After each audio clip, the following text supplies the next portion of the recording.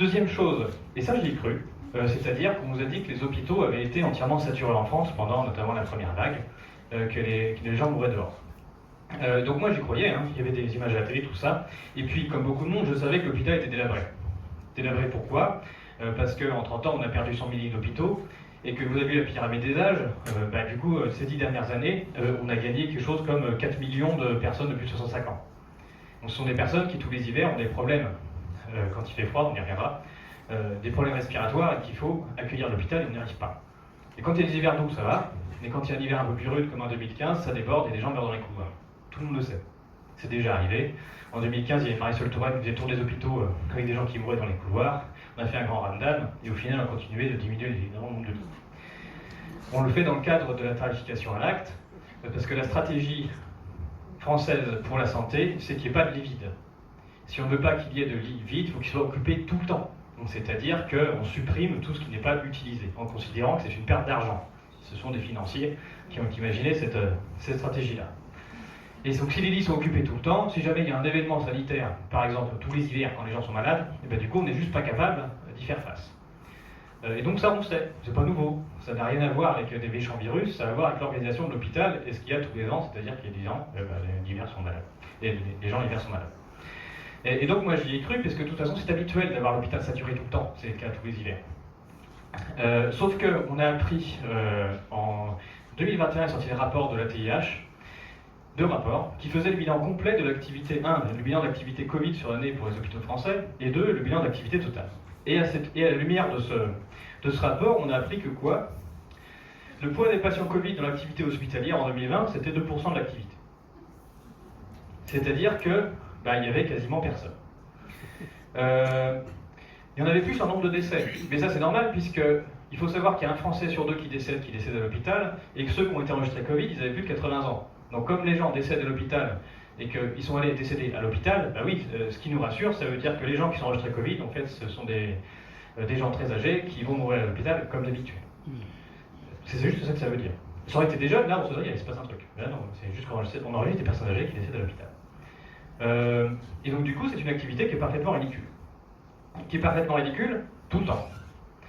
Ici, je vous ai mis il y a deux choses sur le graphique. Ici, il y a le nombre de séjours et la part du Covid sur l'activité. Le nombre de séjours en bleu, l'échelle c'est là, et la part du Covid sur l'activité c'est en orange. Bon, qu'est-ce qui se passe? En janvier, on a encore l'hôpital qui est ouvert, en février aussi, mais à partir de mars, c'est le moment où on lance le plan blanc. Et en orange, c'est vous voyez l'activité Covid. Donc au plus fort de la crise en mars, où on a dit l'hôpital est saturé, on n'en peut plus, il n'y a que des Covid à l'hôpital, la part des patients Covid à l'hôpital en France était 7%. Il n'y avait que 7 patients sur 100 qui étaient étiquetés Covid. Et je dis bien étiquetés Covid, on compte large. Et pendant ce temps-là, l'activité totale de l'hôpital, c'est 50% de l'activité habituelle. Parce qu'avec le plan blanc, ils ont foutu tout le monde dehors. Donc ce que dit ce graphique, c'est que là, on a des hôpitaux qui sont à moitié vides de leur capacité habituelle, au sein duquel, c'est à moitié vide, et il n'y a que 7 patients sur 100 qui sont étiquetés Covid. Donc 7 sur 100, quand l'hôpital est à moitié vide, ça veut dire que c'est 3,5% de l'activité normale. Donc au maximum du maximum de la crise, on avait 3,5% de Covid à l'hôpital, dans les hôpitaux à moitié vides. On peut regarder, on dit oui, mais ça a quand même saturé à certains endroits. On peut regarder au niveau régional. On a les statistiques au niveau régional. La part en séjour, pour les statistiques au niveau régional, le record c'est l'Île-de-France avec 2,2%. Donc même au niveau régional, il n'y a aucune saturation visible. Donc, ni sur aucun territoire de taille région, ça ne veut pas dire qu'il n'y a pas des services qui ont saturé, ça c'est autre chose, mais ça veut dire qu'au niveau régional, ce n'est pas le cas, et à aucun moment de l'année 2020 non plus.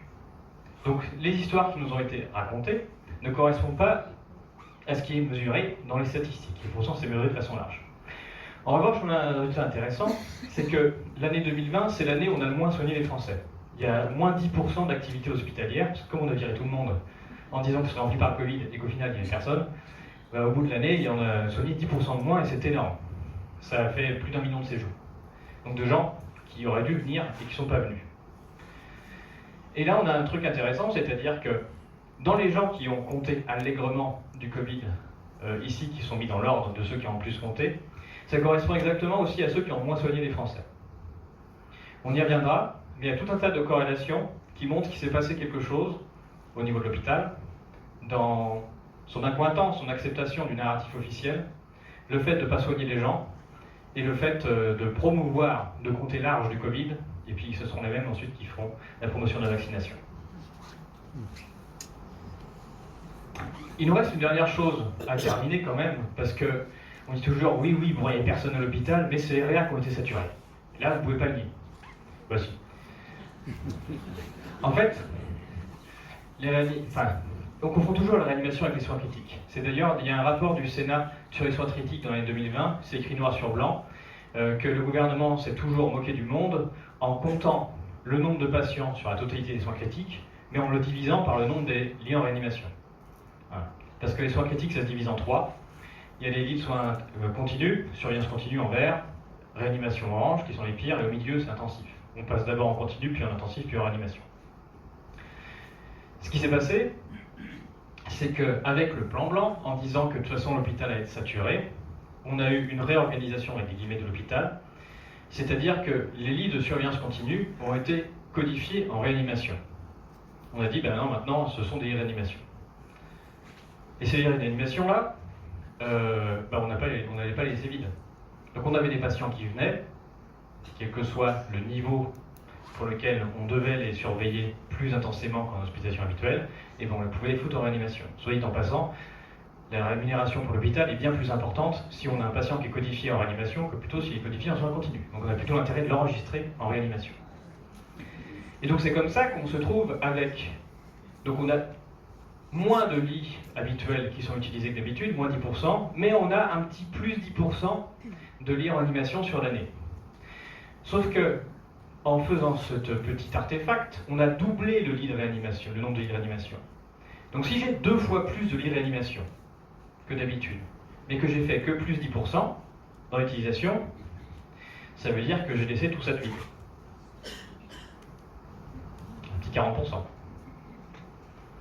Donc c'est comme ça qu'on arrive à faire croire à une surutilisation de la réanimation, tout simplement parce qu'on a doublé le nombre de lits, et qu'au final, on ne les a pas utilisés, ou on les a un petit peu utilisés quand même, mais pour les utiliser. Troisième chose, où sont les malades? Donc là, on n'a pas d'hécatombe nulle part. L'hôpital a été sous-utilisé. Ce qui a été compté Covid, c'est ridicule dans l'activité hospitalière. Ce qui est compté en réa, c'est des petits arrangements statistiques. Mais ça, ce sont les malades remontés par réseau Sentinelle. Habituellement, ici, vous avez ce qui est remonté en période grippale. Donc là, on a la grippe 2014-2015, donc maladie respiratoire comptée en grippe, ça reste du codage, on y reviendra. 2016-2017 en bleu, et 2018-2019. Donc on oscille sur des épisodes qui sont considérés comme importants, même si ça ne fait pas forcément les une à la télé. On a entre 400 et 800 malades pour 100 000 habitants, de nouveau toutes les semaines en France. Pour ces histoires de Covid, des malades vus par les médecins, on a rarement dépensé les 140. Donc l'ordre de grandeur entre les deux, c'est que par rapport à ce qui est considéré comme une épidémie habituelle, des malades Covid, on a vu 5 fois moins. En tout cas, les médecins en ont vu 5 fois moins. Mais ces malades-là, ils étaient où? On dit oui, mais on avait dit aux gens de ne pas consulter. Bah oui, mais du coup, ils sont allés à l'hôpital, mais vu qu'il n'y a pas plus d'activité hospitalière, et que du coup, on n'a pas franchement plus de morts que d'habitude, qu'est-ce qu'on est en train de compter exactement comme hécatombe mondial, sur lequel on n'arrive pas à compter ni malades, ni hospitalisation, en plus, ni hécatombe? Ben ça, c'est une vraie question.